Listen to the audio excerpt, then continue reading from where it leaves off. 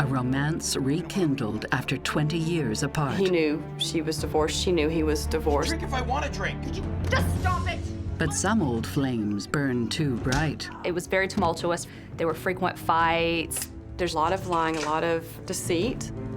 And when Britt and Michelle Hall combine their families, hidden secrets unleash a nightmare. Their relationship was nearing a breaking point. All of that came together and created the perfect storm. Love may be blind and marriage bliss, but divorce is murder. What are you doing with this?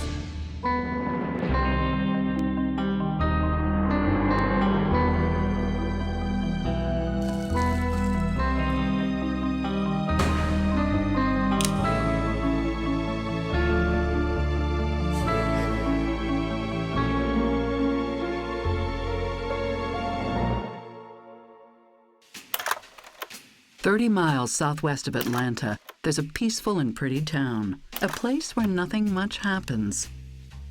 Noonan, Georgia is a quiet town. Our homes date back to the Civil War. It's a beautiful place to live, and everyone's friendly with everyone else. It's a small community. A small community that's about to be torn apart. It's early 2006. Michelle Garner is fresh from her second divorce and already checking dating sites for a new man. That's where she stumbles across a familiar face, John Britston Hall, known to friends and family simply as Britt.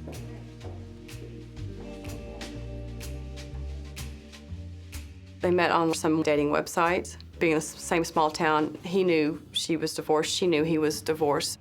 Britt's an old flame. They haven't spoken in a while, but share major history. The two of them met in high school at Noonan High. He was known for baseball, being very competitive. He was very, very good looking. His family was a pillar family in this community. Britt was just an all-American boy. Even in high school, Michelle Garner was known for her theatrical flair.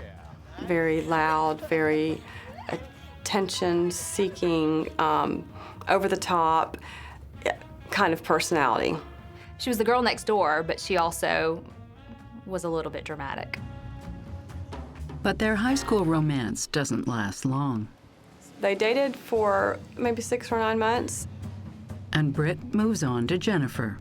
The year we got out of school, we ended up being at the same party. We got together and stayed together. I wrote in my diary that I loved him and one day we'd be married. And that's exactly what happens. Michelle has no hard feelings. She was at my wedding. I ended up needing an extra person, and she was kind of always around. Britt and Jennifer are married for 11 years. During that time, Michelle has 2 husbands of her own. They're all friends. We would just hang out and go to dinner or have, dinner at their house, and, that was basically it. And 20 years later, when both Michelle and Britt are once again single, they decide to rekindle their old romance. They both went off and got married and had kids and got divorced and then found their way back to each other later. And I know she thought he was a great catch. He had a steady income, he was a hard worker, he was very good looking. Britt and Michelle quickly discover their spark is more intense than ever. I think the attraction was, let's try to do this now as adults and compare it to when we were teenagers. By this time, Britt is an experienced sheet metal mechanic with Delta Airlines, and Michelle is a dental assistant. All right, who wants pancakes? They have 3 children each, a total of 6 kids from previous relationships. Coffee too? You'd like some coffee? They bond over the struggles of being single working parents and all the child support, custody, and visitation issues that come with it. The two of them both had children with their exes, so there was the constant being pulled in different directions. This kid is here, this kid is there. Not everyone is thrilled with the new family setup. Britt's ex-wife Jennifer and the mother of his kids no longer considers Michelle a friend. In fact, quite the opposite. As soon as I found out he was dating her, I wanted to throw up because she's very controlling, very possessive. just over the top, and you couldn't reason with her. Here we go. Great. Enjoy. But Jennifer's kids are more accepting. She was really nice, and I thought that she was really pretty. She treated me like I was her own daughter. As long as my children come back with a positive experience, then I'm fine with it.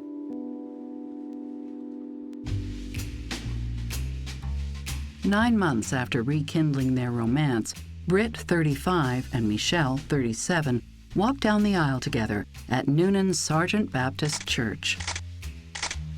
All of us were the bridesmaids, and my little brother was like the ring bearer. This was her third wedding, Britt's second. It was weird to see my dad get married with us there. Like, that's something you're supposed to do before your kids, so I just thought it was weird.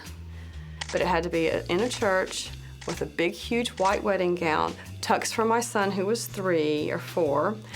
It was very expensive, and at the time, I knew they were having a lot of financial problems. It just seemed over the top. Indeed, behind this shiny facade, both Britt and Michelle have their struggles. Well, it's just that nobody Michelle is known for her emotional outbursts and her need to be the center of attention. Then call somebody else. She's just one of those people that has one of those captivating personalities. You know, it's just kind of all or nothing. When she's friendly, she's overly friendly, and when she's angry, she just goes over the edge. Michelle's outbursts are totally unpredictable and even frightening. Classical? She came in one morning and I had some classical music playing, you know, kind of get everybody to chill out. And she said, well, I'm not gonna listen to this music today. She picked up her purse and slammed it into the wall so hard that it actually left a dent in the drywall. She was just, you know, very, very angry about it. And it was all over classical music. It just didn't fit. She was not in control of herself. She was all over the place. If things weren't going her way, she would pitch a fit. She would throw things. And while Britt is known around town as a solid provider and all-round good guy, he has emotional problems of his own. He takes antidepressants and struggles with alcohol. Britt suffered from depression. Sometimes it would come out as anger, but usually it was a self-inward, breastfeeding type behavior. He would drink to the point of passing out.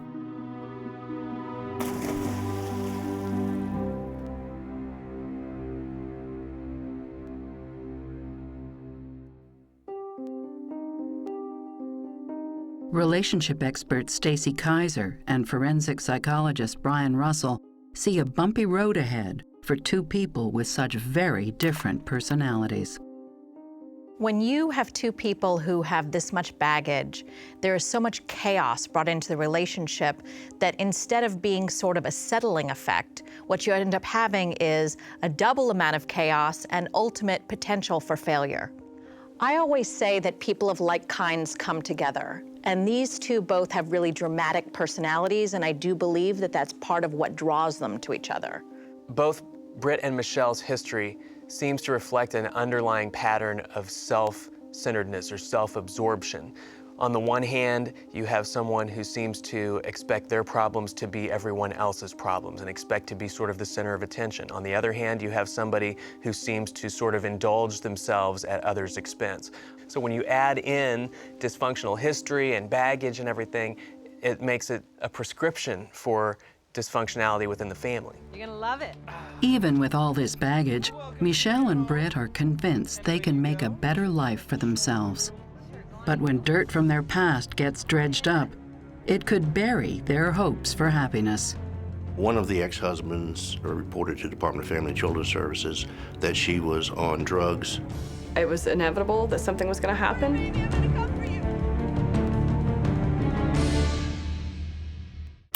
High school sweethearts Michelle and Britt Hall rekindle their romance after nearly 20 years apart, and they marry the same year they reconnect. You're gonna love it. Despite 3 failed marriages between them and 6 children from previous relationships, they're optimistic about the future. But this family is a far cry from the Brady Bunch. Britt and Michelle attempt to combine their families into a 2-story townhouse. They all go into this townhouse. Britt had bought it, and he had rooms for our 3 children. And next thing they know, Michelle has moved in with a dog and 3 kids and has taken all of my children's things out, put her kids' things in there, and they were absolutely devastated. Talk at night and stuff and have some fun. My room got like taken from me, and I really didn't have anywhere to sleep when I went over there, and I did not like it at all. Isn't this amazing? Look at the deck. A breezeway. I've never had a breezeway before. Space is an issue, but it's something Britt and Michelle can fix. Meanwhile, he and Michelle are building this house. It's a 3-story house. It was going to accommodate his new acquired family, Michelle and her 3 kids, and then our 3 kids. This new house, it was going to be the dream house. Problem is, money's tight. Britt is forced to turn to his father for help with alimony and child support payments. He wasn't paying child support. I thought, how can he afford this house? I'm good for it. I'm gonna pay you back. Britt's financial problems only get worse when he loses his job as an airline mechanic. Thanks, Dad. Britt was depressed. He was upset with this new home and not having a job because he had been laid off from Delta. Guys, settle down. And at home, things are tense, even though Britt is hired back after just a few months. But he's working the midnight shift and seems more miserable than ever. You've got to keep it down. I worked all night. Enough, seriously. He would sleep in the day. It was hard for him to get up because he was so tired. Share this one, okay? Okay, enough! Seriously? I worked all night. I don't want to hear another word. Nothing. The stress in the household is palpable, and it's Britt's 3 children who bear the brunt. Did you see what you guys just did? Britt and Michelle would both lose their cool with the kids a lot. There was a lot of pushing, a lot of shoving, a lot of yelling. The blending of the families was hard on her. I think she had a hard enough time dealing with her own, let alone somebody else's. When they got married, she acted like she liked us, but I don't really think she did, because she yelled at us more. She talked to them more and gave them more attention, and she just kind of blew us off. Come sit over here. Michelle won't even let Britt spend time alone with his own kids. Okay? We're a lot of people. He used to take us to get smoothies a lot, and then she wouldn't let him do that anymore. And whenever he would want to take us to go play ball, he would have to take her daughter with us, and he didn't want to, so she would get really mad. Privilege. Michelle doesn't want Jennifer to know how bad things are, so she tries to limit the kids' contact with their mother. Michelle, he would grab the kids by their shirt and just push them down and grab their cell phones right out of their pockets. As soon as they walked in the doors, they had no way of calling me, because they would call me crying all the time.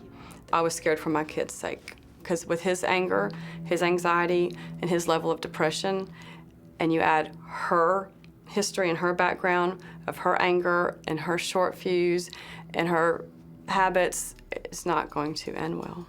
Money. But worse than how Britt and Michelle treat the kids is how they treat each other. They're fighting more and more frequently. If you don't go shopping. No, I don't. What are you, crazy? Yeah, you I do. know that we don't have money in the bank right now. What are you talking about? I don't buy anything Okay, anymore. yeah, All I buy okay. is food for the They fought a lot about money, and whenever I went over there, I would just cry because I didn't really like it. I think that the financial stress really contributed to the fights that they were having in their marriage. It was very tumultuous. The stress of their marital problems takes a toll on Britt. And the way he deals with it, by drinking, is only making his depression worse. He should have stopped, but he couldn't. And he just kept on and kept on.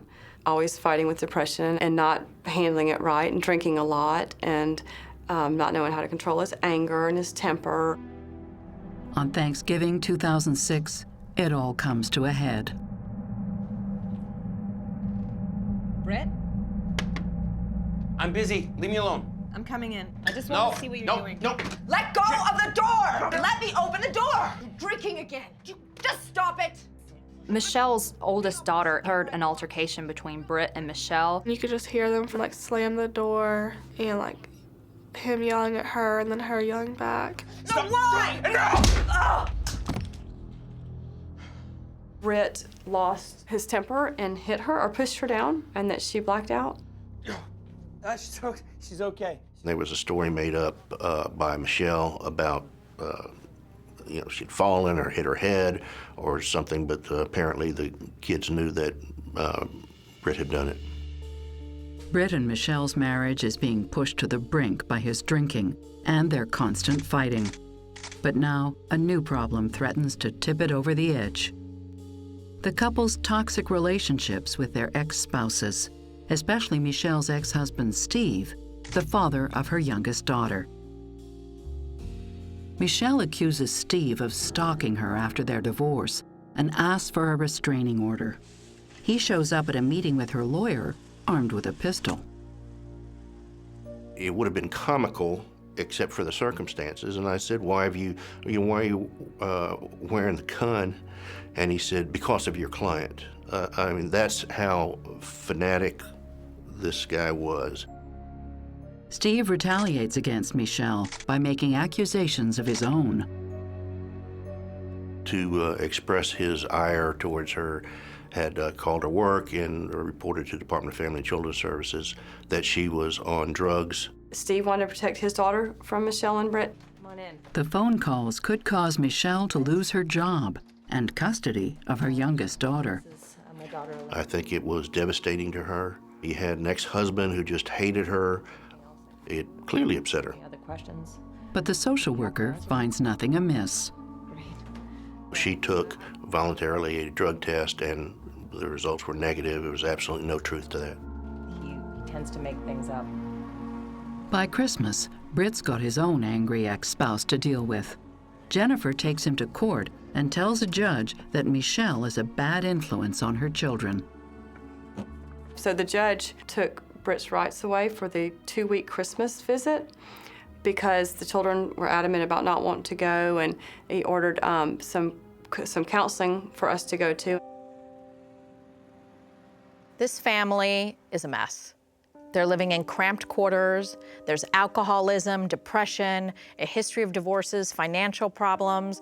They don't really seem to have a lot going for them. And that's part of why there's so much stress and fighting going on. And so the fact that there are all these custody battles and that there's all this continual problems going on and on and on again makes it even worse.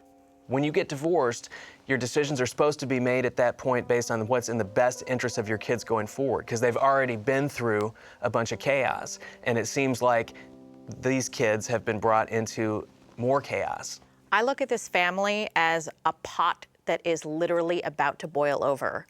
There is so much heat and so much pressure and so much intensity that I'm just waiting for an explosion. And an explosion is just what happens at Michelle's office holiday party. Can you get me some more punch?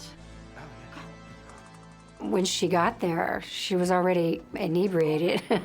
She was very giggly and just, overly aggressive physically with everybody. She brought in her own iPod station and all that and turned on the music as if nobody else was there and just turned it up full blast. And it didn't get any better as the night went on. Eventually, she fell asleep on the couch. What are you talking about?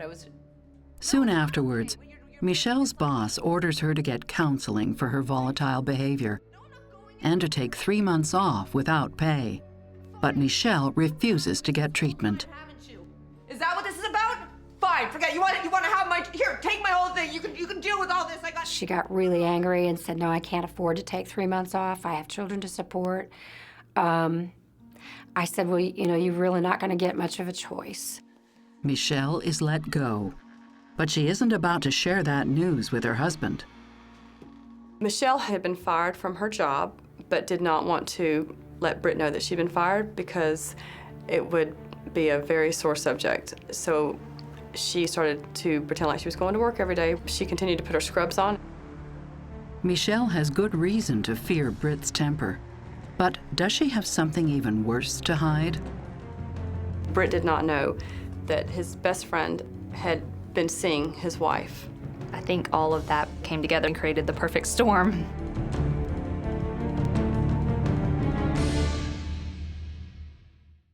Michelle and Britt Hall have been married a year and a half, but they're struggling financially, and Michelle hasn't told her husband she's been fired. You guys are gonna love it. But spring brings new hope. Ta-da! In April 2008, Britt and Michelle move into their dream house with 6 bedrooms spread over 3 spacious floors. On top of that, the divorce court allows Britt once again to see his 2 youngest children. A new judge took on the case and threw out everything else that had been previously put into place. So, fresh start. That means the whole family can be under the same roof, with enough space for all 8 members of the blended family. In a big house with everything, hardwood floor, the countertops, everything perfect. It was 3 stories. There was 3 bedrooms upstairs, 3 bathrooms upstairs, and they had a master bedroom with a huge bathroom. Oh, they love it. They should be happy, but the bills are mounting. The house isn't finished yet, and the Halls are running out of cash. There was unfinished bathrooms, and the basement was unfinished. In the yard, there was no grass. It was just dirt, and that there was barely any furniture because I guess they couldn't afford it.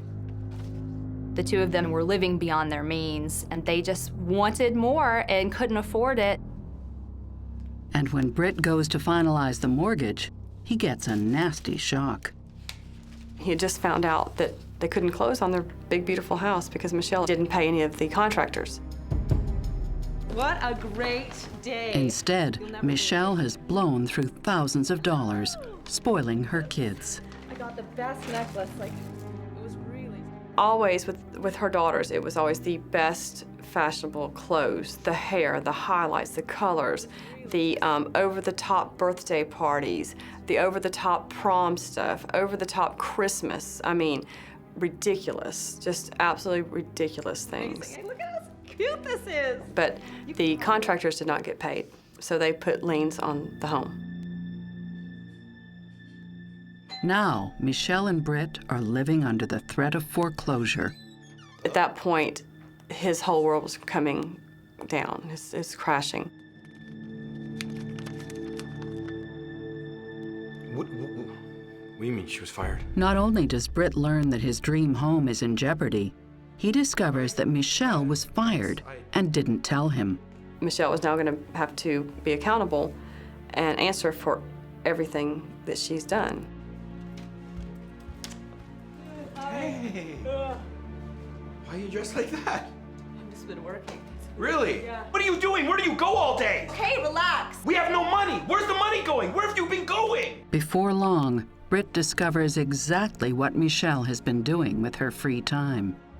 As if their financial problems aren't bad enough, Britt is having to deal with a new crisis. She's rumored to be cheating on him with Britt's best man, Eddie Carter. Eddie was Britt's best friend through high school. They hunted together, they played ball together. Britt had just found out that Eddie had been seeing his wife. It's all too much for Britt, and then he makes things worse. Britt was on, I think, 3 different medications for depression, and he, at one point, stopped filling those. It's very common for people to go off of their mental health medications. Sometimes with a history of substance abuse, you see people preferring to self-medicate with substances rather than to medicate themselves as directed by their doctors. And it's just another sign, I think, in this case, of Britt's impulsivity. It's very dangerous for a person to suddenly stop taking antidepressant medication, particularly if they haven't consulted with a doctor. We don't know what kind of withdrawals he might suffer from, we don't know what symptoms he's going to have, and we don't know what the ultimate ramifications will be. It's getting so bad that even the kids are afraid. Michelle's youngest daughter has been keeping a journal detailing her feelings. Even she can sense Britt's anger may be spiraling out of control. I had to sit and watch this unfold. I was horrified, terrified for my children. And I couldn't really say anything because I didn't want to rock the boat more than I had to. But I felt like helpless, you know.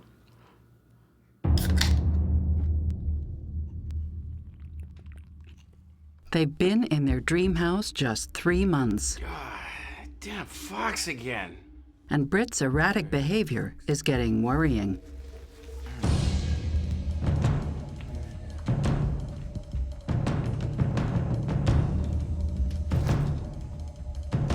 There was a red fox that had come out of the woods. He was concerned apparently about it being around the house with the kids there. So he staked out the fox. But seeing Britt handling a loaded gun in the house makes everyone nervous. Hey, little Fox. I'm taking the gun. Give me the gun. Any person with a history of violence, mental health issues, substance abuse issues, combining that person with a loaded firearm in a house is not a good prescription, especially not with children in the house as well. Britt's target for the gun is a fox running through the yard, but I'm really worried about everyone living in that house. He has impulse control problems, and I worry that one day he may pick up the gun and fire it at somebody, and he might regret that. Britt fails to gun down the fox, but that doesn't stop the Halls from hosting a barbecue in the yard to celebrate. Yeah. Michelle has a new job. Yeah, I saw them. It's supposed to be a fun evening. But by 3 p.m., Michelle and Britt are already fighting. Where the bacon is. You know where the bacon is? Yes, I look next to the bacon. I know where to look for. Well, then go again. I can't find the hot dogs. I'm getting a different brand. He got the wrong ones, so when he came back, she started screaming, "These are the wrong hot dogs. These aren't right." I think the hot dogs were just the proverbial straw that broke the camel's back. Would you stop drinking? But if the kids are hoping their parents will make peace, they're soon disappointed. Really? They were preparing for this cookout, and at some point, Britt squirted her with ketchup. On a hot dog? Yes. Hold on, just let me get you a little ketchup. What? What are you doing? You want the ketchup? Britt and Michelle's fight You escalates. squirted me with ketchup. Yes, I did. What kind of a man does this? It was more harsh, like they were yelling louder. In front of the kids. No, I am not freaking out on the kids. By early evening, Michelle's oldest daughter and her friend leave for a baseball game. Then Jennifer calls the house. He was supposed to bring him home at 6. So I called him and says, please keep the kids for a little bit longer. He says, okay, how about you just let them spend the night? And I said, no. Something in my gut just said no, because things haven't been great. So I called him back. I said, everything's good. You can go ahead and bring them home. When the kids do get dropped at home, 6-year-old Dottie has some disturbing news. I told her there's been a lot of fighting at the house over weird things. I felt like I had to tell my mom because I was concerned. The kids started telling me about all the stuff that was happening that evening and all this arguing and yelling and screaming, but Mom, you don't understand, it was different. They were also upset because their stepsister was there alone without any siblings to protect her. I wanted her to just leave because they were fighting like that and she shouldn't have been around that. I am sick of the way you're treating me. What are you... Jennifer is so alarmed, she reaches out to one of Michelle's ex-husbands. It concerned me so much that I felt the need to call Steve, who was Alyssa's father. I said, Steve, I don't want to alarm you, but and Alyssa's there by herself, and I just want to give you a heads up, maybe just call and check on her. But the fighting is about to escalate to a whole new level. It's about to turn deadly. He called me back and he said, Jen, I called the house and the police answered there's been a shooting.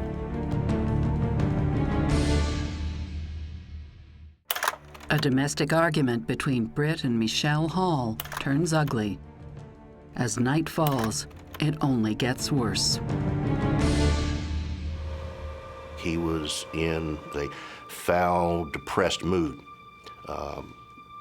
talking about how useless he was, how he couldn't do anything, how he couldn't make her happy, couldn't treat his kids the way he wanted. Britt had gone into this little office den where the rifle was. Michelle got concerned about that, went into that office area, and Britt was sitting behind the desk at the computer. What's wrong with you? Michelle thought that Britt was typing out a suicide note because of what he had said when he came home. Michelle can't see what he's typing, What is that? but something else catches her eye. A gun here! Give me the gun. What are you doing with this? No, I'm not gonna give you the gun. Michelle said she felt he was gonna harm himself since he kept saying he wished that he was dead. No! Britt saw her looking, and she went to get the gun to get it away from the room, away from him. You're gonna do with this? Give me the gun. What do you think you're gonna do with it? Take the dog and go to your room. They struggled over it. She was not gonna let go of the gun. She's trying to empty the gun by firing it straight across the hallway where the dining room is. So she's pulling the trigger and shooting against the wall. Go! Go! Oh! She shot me! And all of a sudden, she realizes that Brett's on the floor and that he's bleeding. And he said, "Look, you just shot me." The bullet hits Britt in the leg. She didn't realize she did it, didn't do it intentionally. She said that she sat down to comfort him and everything, and he was upset with her. She tells Britt that we need to call and get help for your wound where I've shot you. And he just says, "I love you. I wanna give you a hug." But it's a ruse. Britt remains determined to get control of the gun. What are you doing?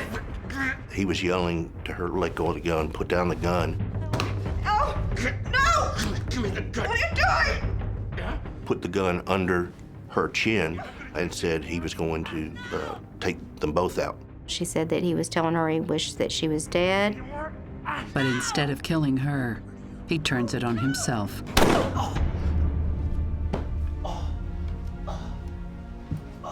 It's 8:02 p.m. when Michelle Hall calls 911. Her husband lies on the floor motionless with a gunshot to his chest. That night, I was getting ready to leave the office, and a call came out.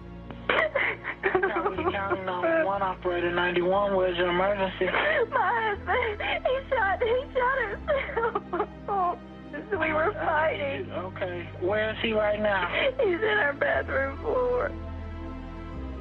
When the police and paramedics arrive, Britt Hall is dead. The house looks like it's been the scene of a shootout.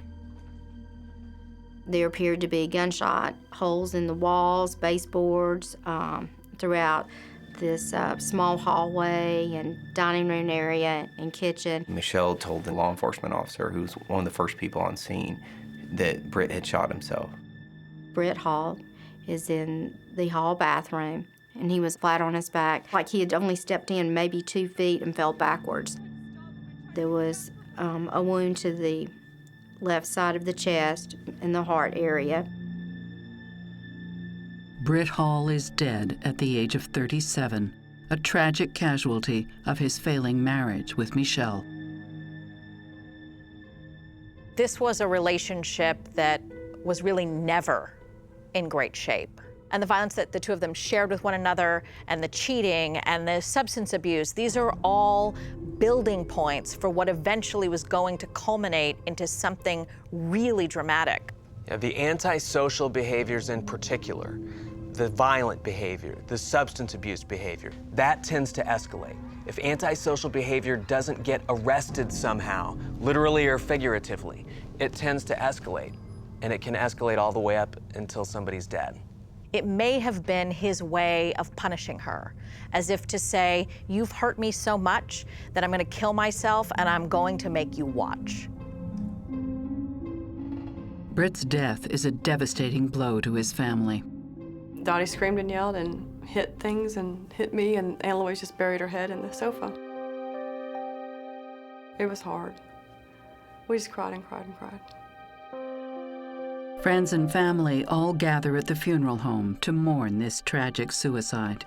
The kids did not want to see him dead, either did I, so I had insisted on them closing the casket so that we could go in there and say our goodbyes. It was tough. His funeral was packed out. There were a lot of people there. It was very overwhelming. He was well liked in this community. People were there to support his family, along to pay their respects for Britt. Britt's family is still reeling from his death, but the revelations to come are far more shocking. The investigators began to think, this doesn't look like he shot himself. Michelle did not attend the funeral. She was in our jail at that time.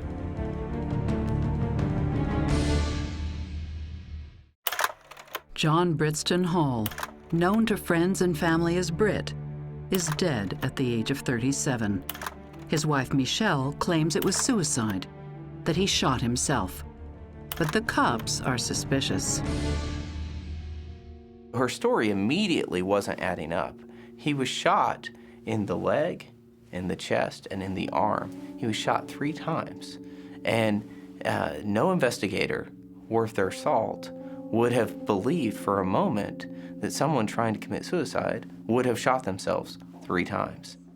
But it's when they get into the details of Michelle's account that they begin to find even bigger holes in her story. You're showing with your right hand. You said you were holding the leg with your left hand. Okay, I lied. I'm sorry. That's not a lie. You got confused. No, She described him pulling the gun to his chest and shooting himself with his revolver. That description necessarily would have indicated what we call a press contact wound, that the gun was pressed up against the skin and clothing and was then fired.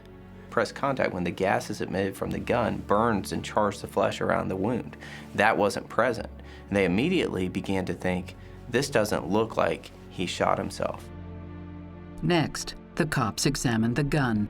The gun was a 6-round revolver. All the shells were spent. That means 6 shots were fired there. They actually found 8 bullet holes. You had more shots than you had in the gun. She had actually reloaded.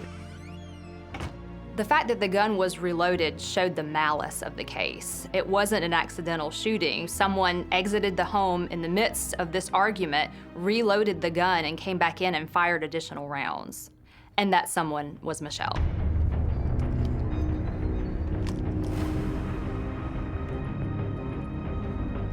There's a reason you didn't call 911 after he was shot in the leg. Michelle can't keep her story straight. This is the best I know how. Oh, my dad. You need to sit back down. Never would have done that. No, I didn't. Shot him in the heart. Michelle's stories changed from the time we arrived on the scene. Then it changed throughout her interview. Tell me this. On his cell phone, he jerked it out of my hand. He broke it in half. Where is that phone? What room? Because we didn't find a broken cell phone. The evidence didn't add up. She was clearly lying. Michelle Hall is charged with the murder of her husband, and her bond is set at $100,000. She is able to pay for it, though it's not clear how.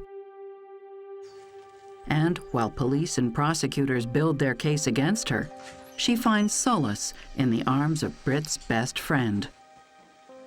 Michelle got out of jail and moved in with Eddie and lived with him for the whole year that she was out on bond. Over the months to come, police and prosecutors learn Britt is not the only one with a history of violence. Michelle's first husband, Rusty, comes forward with a story. Rusty described that there was a time at a party where Michelle thought that Rusty was involved with somebody else, and she ended up punching him in the nose. Michelle's second husband, Steve, also says Michelle attacked him. Another previous spouse described how she began to attack him and kick him and chase him into a vehicle. It was a brief but violent episode, and it showed that Michelle, when squeezed, resorted to violence, particularly in those relationships of a close, intimate relationship. Where are you taking her? But what really tips the evidence against Michelle is an eyewitness who comes forward to give her version of events. Michelle's own 8-year-old daughter is the only other person present throughout the tragedy. Now please, tell me what you heard. Michelle's youngest daughter heard the fight begin to escalate, and she described hearing her mom say angry words and yelling at Britt. And in between those exchanges, she heard gunshots, and she heard multiple gunshots go off. Then, suddenly, there is silence in the house. There was a break in the action. There was a break in the gunshots and in the arguing. She heard the door open and heard wind chime. She had heard the door chimes going off on the home, indicating that someone had left the residence, giving them time to reload the gun and re-enter. And according to the prosecution, that someone was Michelle. At this point, Britt was sitting in the house with a gunshot wound to his leg. She, at that point, had an opportunity to flee, retreat, call 911, call her neighbors. But when she went outside, rather than utilizing any of those other options, she went and reloaded the gun, and then she came back inside with the gun. Then she hears her stepfather's voice again.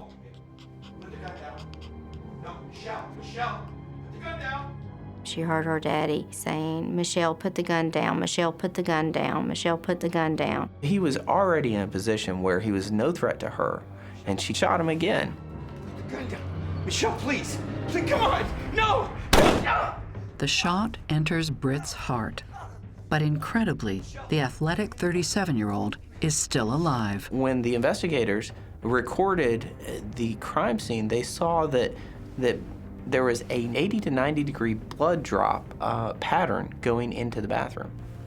What that meant to us was Britt had already been shot in the chest. He was leaning over, crawling to the bathroom, trying to escape her when the third shot came. We believe that Britt put his arm up, seeing that she was going to shoot him again, and tries to block the bullet and trying to kick the door shut with his feet, and that's when she shot him again.